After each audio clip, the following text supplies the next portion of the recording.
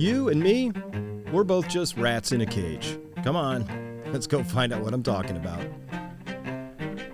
All right, everybody. I got a lot of requests to do this one and redo this one and do it again in short form, so let's go here and take a look. This is episode 46, by the way. This is video upload number 1000 in my career, so yay. Rats in a cage, update number 1. Let's go take a look at what this means. So it works like this. Look, if you put a rat in a cage, you just get a lonely rat. That's what we have over there. It's just a lonely rat. Now, what happens if we give it no means of escape and suddenly we're shocking it? You know, we're evil researchers with like the Milgram experiments. We got the white coat. Hey, this is in the name of science, right? We don't care, no morals, just going to shock this. Well, if you shock one rat, it gets very unhappy. It'll curl up in a ball, but nothing really happens to it except it gets really unhappy. The problem in this story comes when we put 2 rats in that same cage. Again, it's a cage, there's no means of escape, the floor is electrified, now they're getting shocked, but now each of these rats has somebody to blame for their pain and their misery. Each other. And this is where the trouble begins, because now these rats are going to begin fighting, and if you shock them long enough, they may even fight to the death. Sound extreme? Sound like a crazy experiment? Well, it is, and these experiments have been run for a very, very long time. These experiments go back 60 plus years at this point in time. We have up top this one, Journal of Experimental Analysis of Behavior. From 1972, shock-induced aggression is a function of prior experience with avoidance, fighting, or unavoidable shock. Let's look at the next one, persistence of shock-induced aggression.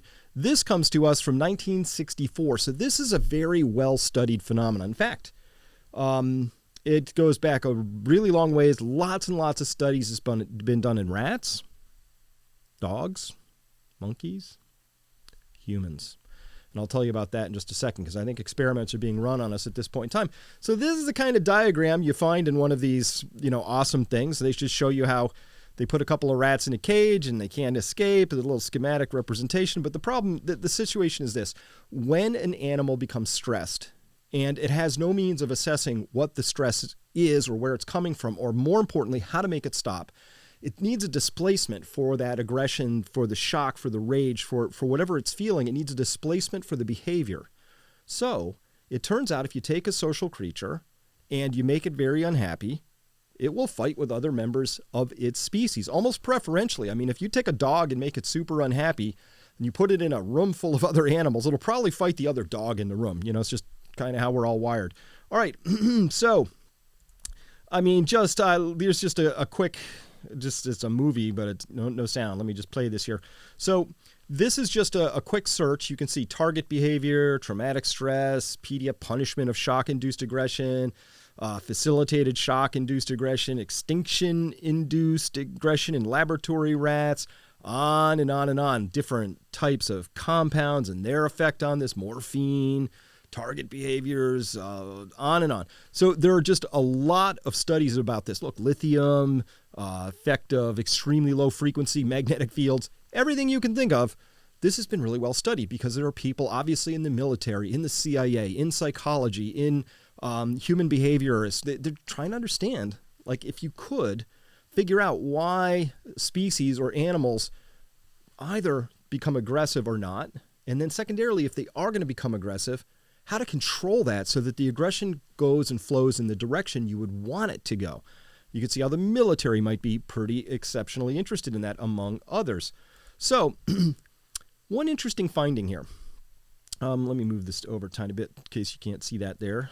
Move this down too. We'll just move all this down here. There, now we can see the whole thing. One interesting finding, the more helpless the victims, the more violent the attack. This is an article that comes from 1976, The Influence of the Victim on Shock-Induced Aggression in Rats. Michael T. Heinen did this particular study. Says here, in 2 studies, they did a lot of rats, hundreds of them. They were receiving different levels of shocks.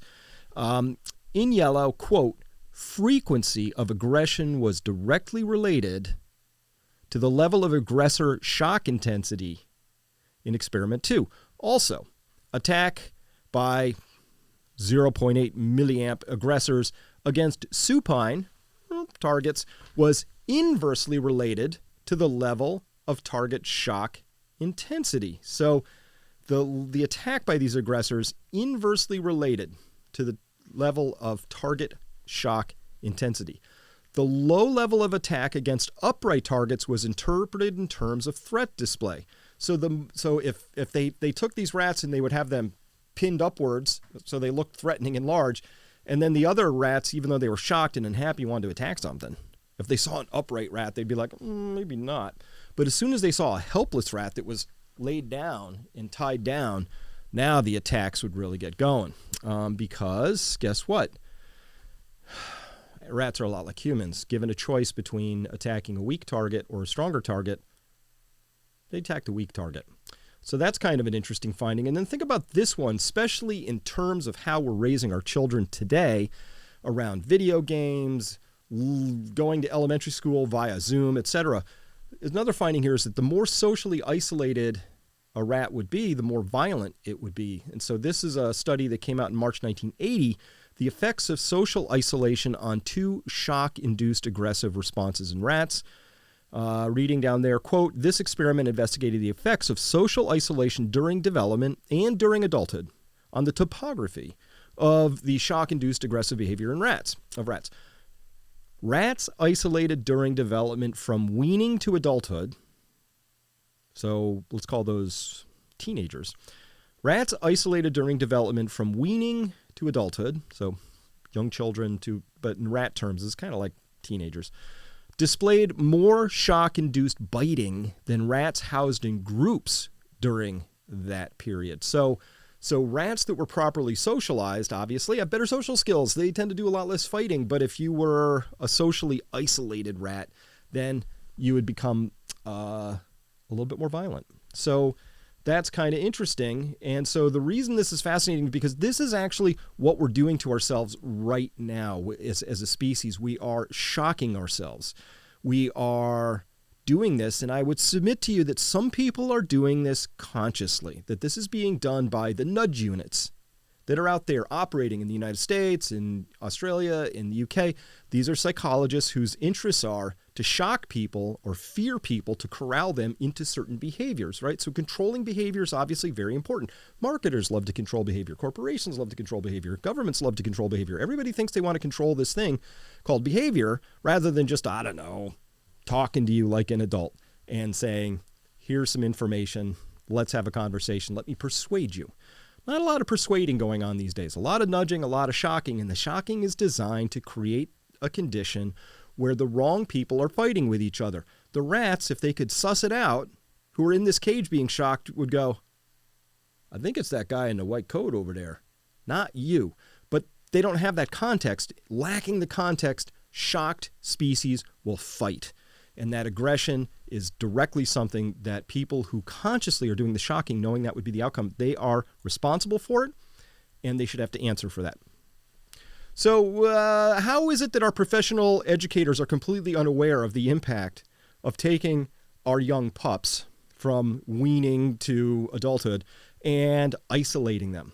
Obviously, we've known since 1980 that social isolation is not a good thing. It leads to more violent outcomes and behaviors. Why are we doing this? What is this all about? Who would do this, particularly in the context of a disease that these children are almost completely unaffected by unless they have a comorbidity? If they do have a comorbidity, maybe something happens. But without a comorbidity, it's a zero, a big fat zero. But still, we put them through this level of torture. Why? Why? Somebody should have to answer for that, I do believe. And our professional educators, there are people in middle schools and high schools and public schools all over the place that are professional paid people earning hundreds of thousands of dollar salaries as principal, assistant vice regional, blah, blah, blah, superintendents. Shouldn't they spend like 10 minutes understanding the importance of isolation on the development of the people in their charge? You'd think so. Well, if it was my job, if I was paid big bucks to think about that stuff, I'd think about it.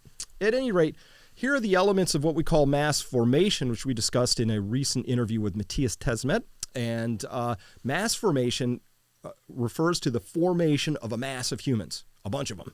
They're no longer thinking anymore. They're operating as a mass. We see a lot of that mass formation going on today. And here are the elements of it. First, number one, people suffer from isolation and poor social bonding.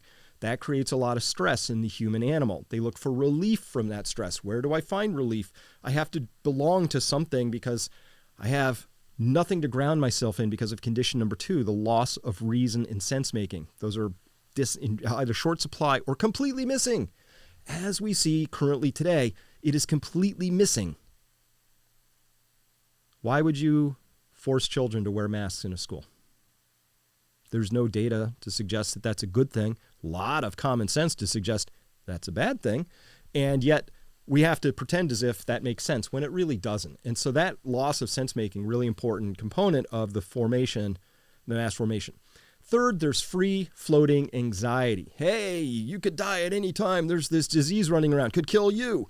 No, really, actually, it's very age stratified and risk stratified by morbidities. And actually, there's a bunch of people for whom this is really not a top 10 concern, honestly, in terms of risks. But still, we have that free-floating anxiety. It's marketed to us on a daily basis. There's lots and lots of industries out there, ranging from CNN to MSNBC to whatever's going on in your country, marketing that fear to you on a daily basis, right? Regardless of context, which would be age and morbidity status, where there's a clear relationship in this case. Also, don't forget the impact of early treatments, which takes all of those risks and dials them down by whole orders of magnitude, at least one. And then finally, there's this rage, this rage that's directed against the other humans. So that rage requires us to have an other, because, you can't really fight somebody who you know and love. The more you know somebody, the less likely you are to just become, unhinged violent. But if you want to create a situation where you get people into this mass formation, one of the things you have to do is do this othering, where you make the other out of this. There are these dirty, unwashed, unvaxxed people, or whatever your current context is for the times in which you live. All right. Here's an example. This is a rat in a cage. Here's this person, Zenny, blue check, a lot of followers on Twitter, tweeted out just the other day on February 7th, just learned Russell Brand is an anti-vaxxer. And so I would not like to now formally withdraw any nice thing I've ever said, thought, or tweeted, or thought about tweeting about Russell Brand. He can shut the fuck up about AA. Now, thank you very much. Keep that fellowship out of your anti-vax mouth. Now, this othering is pretty strong. This person's pretty angry with Russell Brand. Probably doesn't know him all that well. Actually doesn't know him at all because he's not anti-vax. He's been very clear about this. He's anti-mandate. Big difference between anti-mandate and anti-vax. But anti-vax is the pejorative term that's used to other somebody. You just say, oh, conspiracy theorist, anti-vaxxer, you just throw those labels out, and then that immediately takes that other person and encases them in a bubble of other. And off they go, like, anti-vaxxer. So Zenny here is just caught up, rat in a cage, has no context, doesn't really understand what she's up to in this particular story. Or how about this one, the othering, to build the anger and the rage against the other. The Toronto Star wrote once recently, the unvaccinated cherish their freedom to harm others. How can we ever forgive them? Well, Heather Malik, that is a really ignorant title and an even more ignorant question that you've asked. In fact, I would submit you are just a rat in a cage. You could really serve with a little extra context here to understand that the shocks you're experiencing are very real. Your responses to them are very real, but they're misdirected. The first two conditions are real and appropriate, and you should be asking awesome questions about them. But how you displaced that anger, that rage, that free-floating anxiety, those shocks, was completely misdirected. You put it against the other person in the cage. Time to find out what the cage is made of, Heather, and why those shocks are coming and being administered. So this loss of social cohesion, like there's this great, incredible, very, very peaceful, very large trucker, they're calling it a trucker convoy, but really it's a lot of Canadians. I see a lot of people who don't drive trucks also up there. They have bouncy castles. They're cooking food for each other. They're taking care of each other. They're being very, very respectful. I haven't seen any examples of violence from the crowd. I've seen examples of violence against the crowd. Of course, we've seen a few examples of that where so-called Antifa or progressives have driven cars into some of them, very violent acts like that, but no violence from these people. But still, look at this. Seeker77 here on Twitter wrote, quote, though I support our right to peaceful assembly, but you can ignore everything Everything before the but, right? I'm appalled by the actions of some. First and foremost, the tomb of the unknown soldier is sacred. No matter what side of the border, what side your political views may be, a protest is no excuse at all, on and on and on. This person fell for 2 or 3 media clips that were put out and put over and over and over again. There was one Confederate flag, and we don't know who the gentleman was who's carrying it. There was one Nazi flag by somebody who came out and quickly disappeared after a bunch of pictures were taken. And that's it. And the tomb of the soldier has been very, very well cared for. The statue of Terry Fox, very, very well cared for by a very respectful group of people. But this person here has bought completely into the othering, that loss of social cohesion. They need to belong to this tribe of good people who would never deface the tomb of the unknown soldier because they're a good person. These other people are bad. That's the loss of social cohesion that comes when you are a rat in a cage and you have failed to properly diagnose where the shocks are coming from. Here, how about that free-floating anxiety? This was in response to, I put a video up on Twitter about this high school kid out in Washington State saying that they were going to no longer comply with the mask mandates, was rallying and leading the other students in high school saying, let's be very respectful, let's take our masks off. If we're asked to put one on, let's say no thank you. If they say we have to leave school, we leave school. It was a very peaceful way of going about it. Marie Gravel wrote in, as someone with MS, I'm glad I don't have to confront kids like this, as polite as he is. They just want to kill old people with chronic diseases like me. Woo, Marie. Back that train up real quick. They just want to kill old people with chronic diseases like me. They just want to kill old people. You sure about that? That's pretty intense. I wrote in response, quote, so sorry you've bought into the fear so deeply that you fear healthy kids. Tragic. You might ask, who sold me this abject fear? Why did I buy it? End quote. So, but look at this person, I think is very representative of that free-floating anxiety. This person is like just living in abject fear now that younger kids who aren't going to wear a mask, they're doing that because they want to kill her. That's pretty profound and disturbing. So I'm very sorry, Marie, that your life and sense of well-being has been stolen to the point that you fear healthy teenagers. Think about that. Think about the tragedy of that. You fear healthy teenagers who just want to walk around without a mask. And by the way, Marie, there's no data whatsoever to support the idea that whether they wear a mask or not has anything to do with your health. And by the way, I'm very sorry about this. As somebody who has MS, you are responsible now for making sure that you do what you need to do to stay healthy. And by the way, you might look into the foods that your food industry is serving you, or you might look into the other environmental toxins that are pressing in on you from corporations who actively, I think you could make a stronger case that they maybe just want to kill old people with chronic diseases like you, or maybe just keep you around longer so they can sell you more stuff. There are lots of things that are real risks in your life, Marie, but high school students in Washington State, probably not anywhere on top of the list of things you should really be concerned about. But again, you have the concern and you have the fear. So there it is. As well, a Syrian girl wrote in about these 3 women who are in their 50s protesting the protesters in Ottawa, said, so 2 years of lockdowns, shortages, hyperinflation, joblessness, and apartheid for those refusing to inject a Pfizer product and adopt a digital ID, but just a few days of a truck blockade and suddenly the normies can't take it.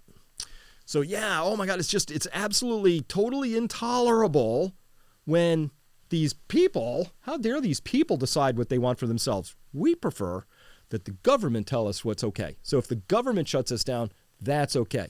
If people say we don't shut us down, that's not okay. If the government tells us we have to wear a mask over our faces, and look at them wearing masks outside, that's okay. But if there's somebody's honking their horns and I don't like that, I can't possibly be bothered to put an earplug in.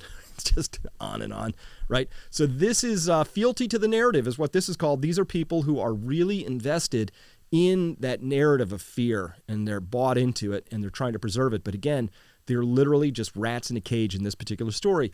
And then finally, I'm not going to turn the sound on this because it's a little disturbing, but what we're going to see here is this 80-year-old guy, he was honking in support. Police pull him over, ask for his ID. Apparently, he said something the police didn't like. Next thing you know, they're taking this 80-year-old guy to the ground. wrestling his arms behind his back. He's explaining that his shoulders don't work that way anymore. They don't care.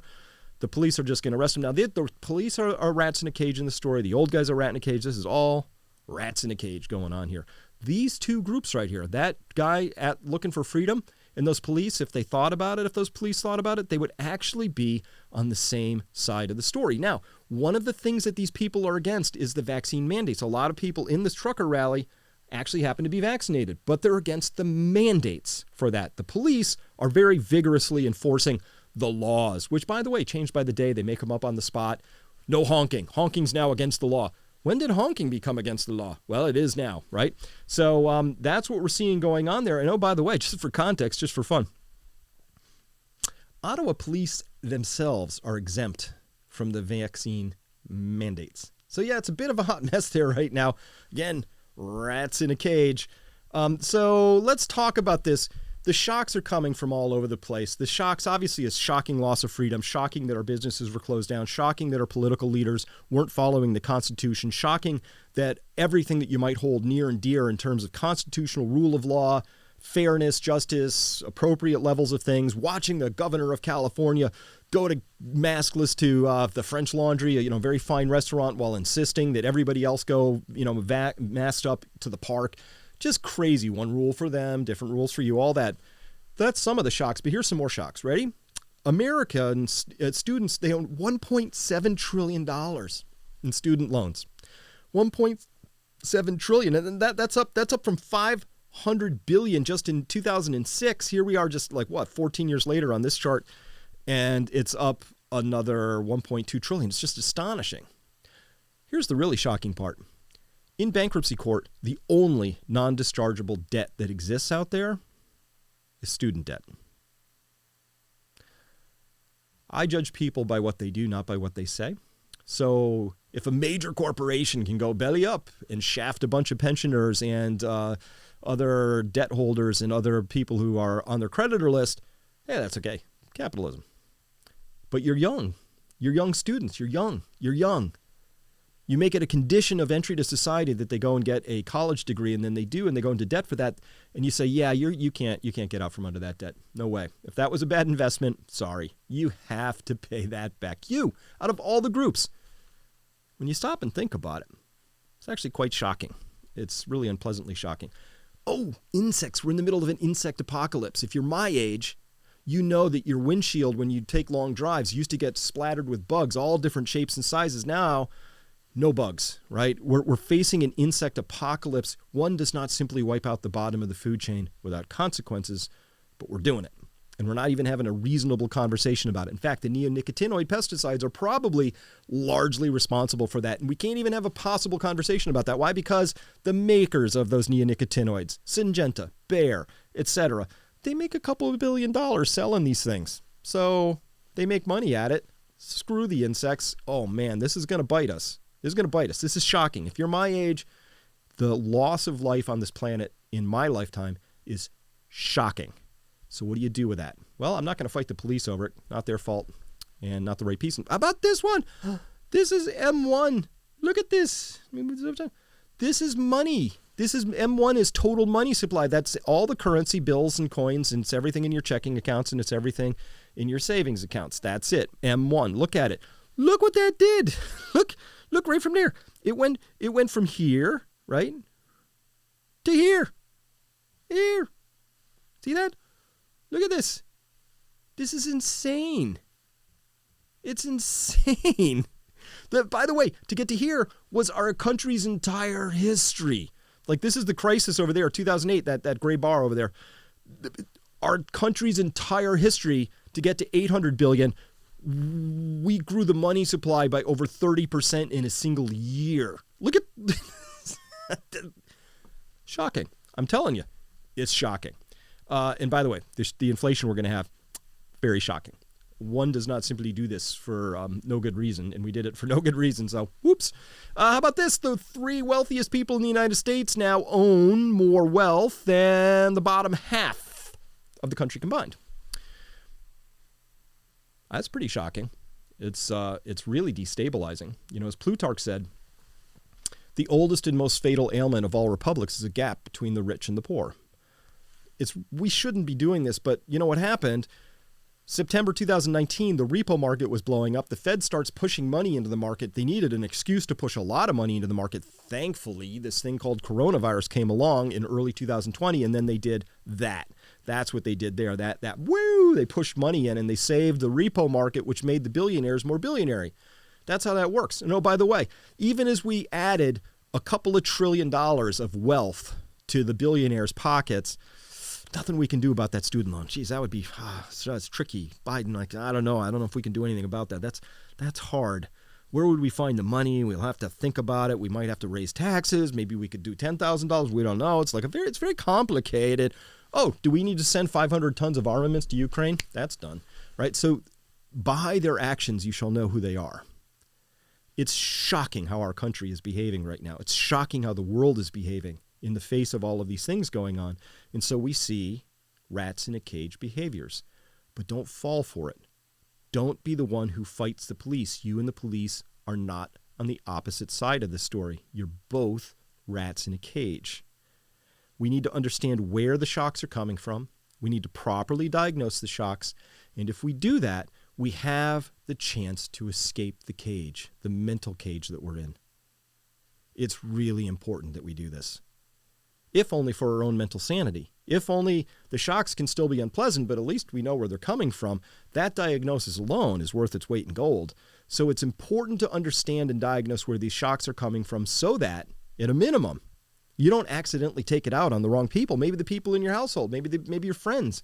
Maybe you know people who are taking it out on you, but they're just like being a rat in a cage. They're shocked. They're legit shocked, and they can't diagnose it. And for the people who can't diagnose it and then won't and insist on staying willfully ignorant, right? We got to let them go. I divide people into thirds. 1/3 of the people are going to be subject to this mass formation, the psychosis. They're going to be crazy. They're going to actually insist on their right to be a rat in a cage. So I say let them. You stay there. You be you. Market fear and ignorance. Ingest it all you want. Think that healthy kids are out to kill you. Go for it. Sounds like a miserable life to me, but we each get to choose. So that's on you. 1/3 of the people already get it. They've shown up at the protests. 1/3 of the people are just not subject to this mass formation. They're done. They've seen the story. They want to live their lives. They understand that I'm in this camp, that we want to get our lives back and we want to live lives of meaning and purpose. The middle third, these are the people we still need to talk to. They're wavering a little bit. They don't know which way to go yet. And so the way we attract them over is we just run a better model. As Buckminster Fuller said, you never replace a system by tweaking it. You have to build a better model, and people will come. So if this group over here is living in joy, like watching the truckers with their bouncy castles and dancing and doing all this crazy stuff, right? They look like they're having fun. So to the extent they're doing it right because they're saying, look, we're free and having fun. These people are like, well, kids are trying to kill me because they won't wear masks. And the people in the middle can go, this looks like more fun. That's how you win. By living your life and living it well and living it with joy and meaning and purpose and love. That's how we win. So that's all I have for you today. By the way, I'm going to be talking with my tribe back over at Peak Prosperity about something that's really actually very, very important. And it's this thing called the remnant. Who are the remnant? Well, you might want to come and find out because we're going to have an awesome time over there discussing that. It's a really important topic. So that's what I have for you today. Thanks so much for listening. Don't be a rat in a cage, and share this video widely with people you think might benefit from it. I think it's important framing. I wanted to cover it one more time with you. Glad to have done so. See you next time.